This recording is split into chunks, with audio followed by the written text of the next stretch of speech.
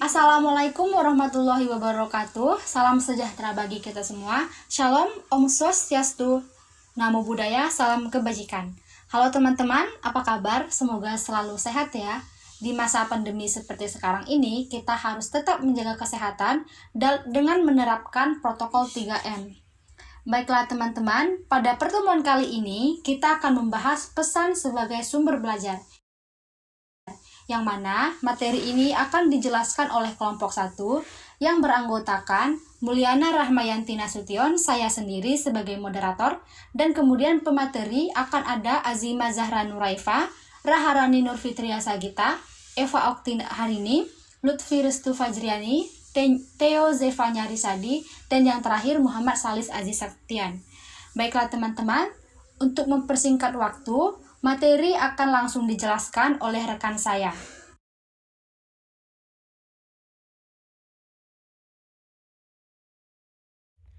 Pengertian pesan. Pesan merupakan bagian dari unsur-unsur komunikasi. Hafiz Syangara dalam bukunya Pengantar Ilmu Komunikasi menyatakan bahwa dalam proses komunikasi, pengertian pesan adalah sesuatu yang disampaikan pengirim kepada penerima. Pesan dapat disampaikan dengan cara tatap muka atau melalui media komunikasi. Pesan adalah suatu gagasan atau ide yang disampaikan oleh komunikator kepada komunikan. Pesan merupakan bagian dari proses komunikasi yang berupa pikiran, perasaan individu yang dituangkan dalam lambang-lambang, baik secara verbal ataupun non-verbal, sehingga pesan tersebut mengandung makna. Materi selanjutnya berupa karakteristik pesan verbal dan non-verbal. Pesan verbal. Pesan verbal adalah jenis pesan yang penyampaiannya menggunakan kata-kata. Agus M. Harsyana mengemukakan bahwa komunikasi verbal adalah komunikasi yang menggunakan kata-kata, entah lisan maupun tulisan. Komunikasi ini paling banyak dipakai dalam hubungan antar manusia.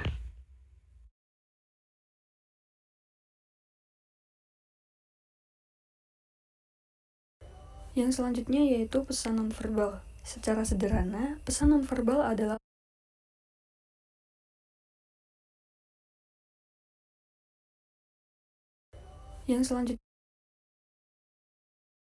berikut beberapa karakteristik dari komunikasi verbal. Yang pertama yaitu jelas dan ringkas, berlangsung sederhana, pendek, dan langsung. Bila kata-kata yang digunakan sedikit, maka terjadinya kerancuan juga masih sedikit. Yang kedua, perbendaharaan kata. Penggunaan kata-kata yang mudah dimengerti oleh seseorang akan meningkatkan keberhasilan komunikasi. Komunikasi tidak akan berhasil jika pengirim pesan tidak mampu menerjemahkan kata dan ucapan. Yang ketiga, arti konotatif dan denotatif. Makna konotatif adalah pikiran, perasaan, atau ide yang terdapat dalam suatu kata. Sedangkan arti denotatif adalah memberikan pengertian yang sama terhadap kata yang digunakan. Yang keempat yaitu intonasi. Seseorang komunikator mampu mempengaruhi arti pesan melalui nada suara yang dikirimkan. Emosi sangatlah berperan dalam nada suara ini. Yang kelima, kecepatan berbicara. Keberhasilan komunikasi dipengaruhi juga oleh kecepatan dan tempo bicara yang tepat. Kesan menyembunyikan sesuatu dapat timbul bila dalam pembicaraan ada pengalihan yang cepat pada pokok pembicaraan.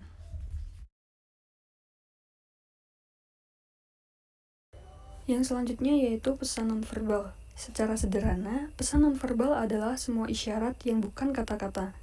Menurut Larry A. Samofar dan Richard E. Porter, komunikasi nonverbal mencakup semua rangsangan, kecuali rangsangan verbal dalam suatu setting komunikasi yang dihasilkan oleh individu dan penggunaan lingkungan oleh individu yang mempunyai nilai pesan potensial bagi pengirim ataupun penerima.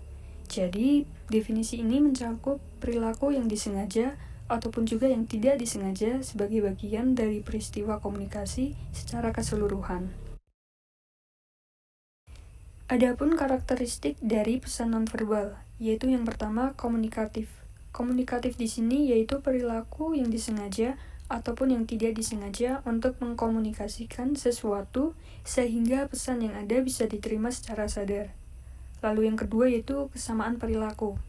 Kesamaan perilaku nonverbal antara satu orang dengan yang lain secara umum bisa dilihat pada gerakan tangan, cara duduk, berdiri, suara, pola bicara, kekerasan suara, dan cara diam.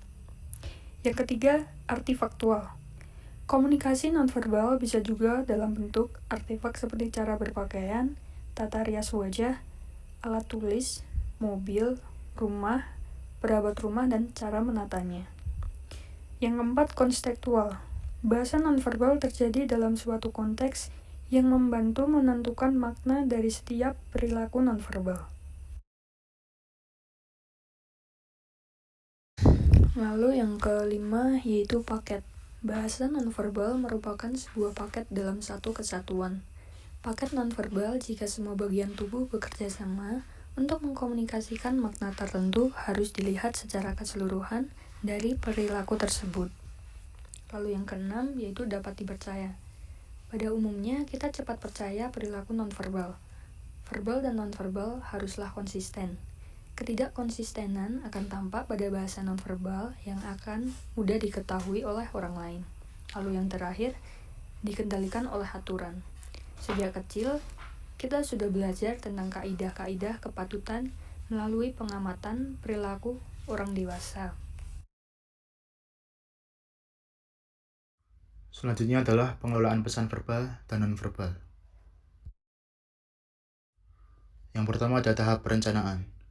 Perencanaan merupakan tahap awal dalam penyusunan pesan, baik verbal maupun nonverbal. Perencanaan tentu harus disusun dengan baik dan matang, agar tujuan yang akan dicapai bisa berjalan dengan baik dan sesuai yang diharapkan. Dalam tahap perencanaan terdapat beberapa hal yang perlu disusun. Yang pertama adalah menentukan tujuan-tujuan.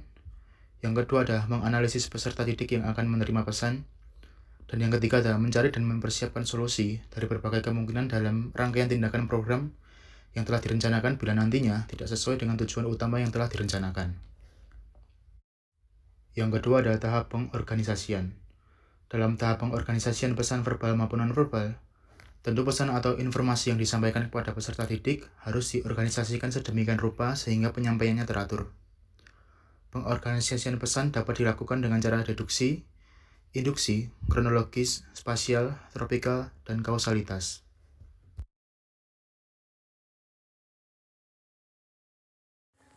Tahap pengelolaan pesan sebagai sumber belajar yang selanjutnya yaitu tahap pelaksanaan.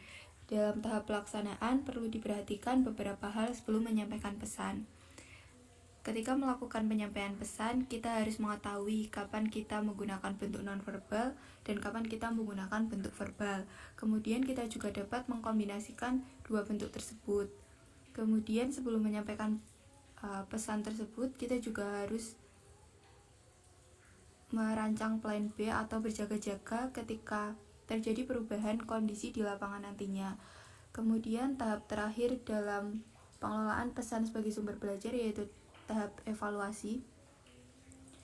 Tahapan ini memberi gambaran kita mengenai tingkat keberhasilan tahapan manajemen, efektivitas, dan efisiensi, baik secara verbal maupun nonverbal, serta menjadi bahan pertimbangan apakah program tersebut perlu direvisi, dilanjutkan, atau diberhentikan. Tanpa adanya evaluasi, maka kita tidak akan tahu seberapa jauh tingkat keberhasilan program tersebut. Kemudian materi selanjutnya akan dijelaskan oleh rekan saya.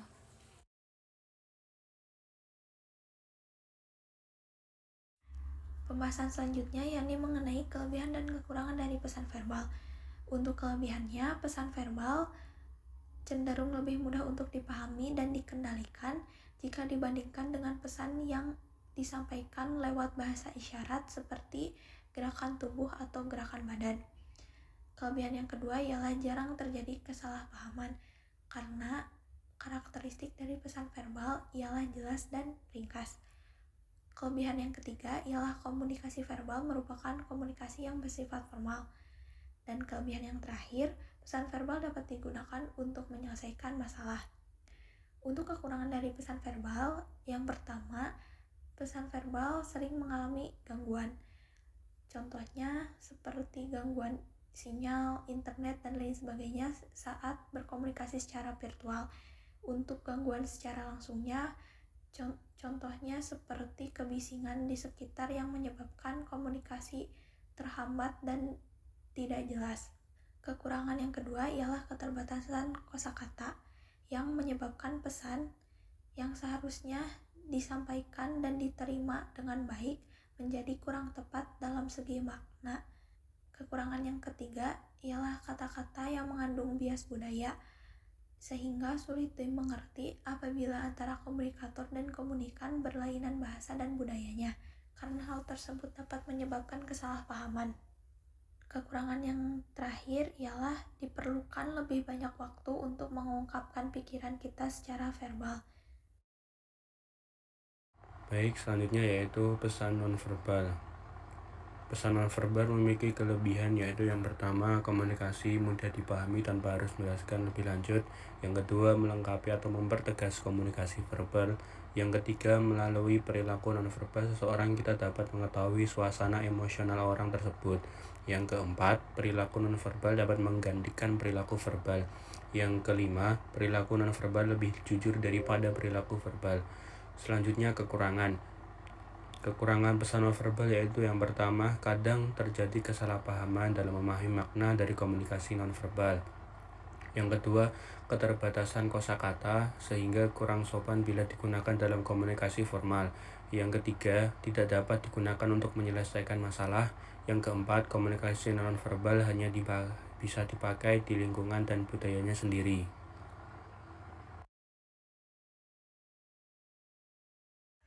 Baiklah, berdasarkan penjelasan dari rekan-rekan saya tadi, saya dapat menyimpulkan bahwa pesan adalah suatu gagasan atau ide yang disampaikan oleh komunikator kepada komunikan.